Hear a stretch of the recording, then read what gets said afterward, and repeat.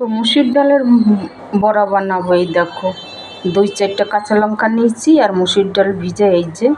এবার আমি এটাকে পিষে নেব। দেখো এই পিষে নিয়েছি এরকম করে। এবারে আমি বড়া বানাবো।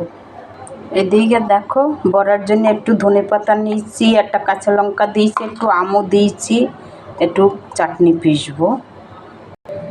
তারপর দেখো একটু নুন দিয়ে দিচ্ছি। এবারে পিষে নেবো এটাকে। দেখো এই যে এবারে পিষে নেবো এটাকে। দেখো ডালটা পিষে নিয়েছি। এবারে এতে একটু জয়েন দিলাম, একটু কালো জিরা দিয়ে দিলাম। তারপরে দেখো একটু ধনের গুঁড়ো দিলাম, তারপরে একটু হিং দিয়ে দিলাম। এই দেখো তারপরে একটুখানি হলুদ দিলাম, ভালো আসবে। তারপরে এই যে স্বাদ মতো নুন দিয়ে দিলাম। এবার এটাকে ভালো করে আমি মেখে নেব।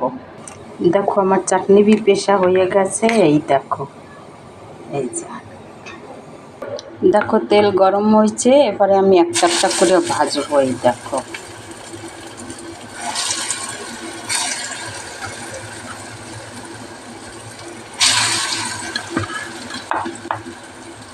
দেখো হচ্ছে।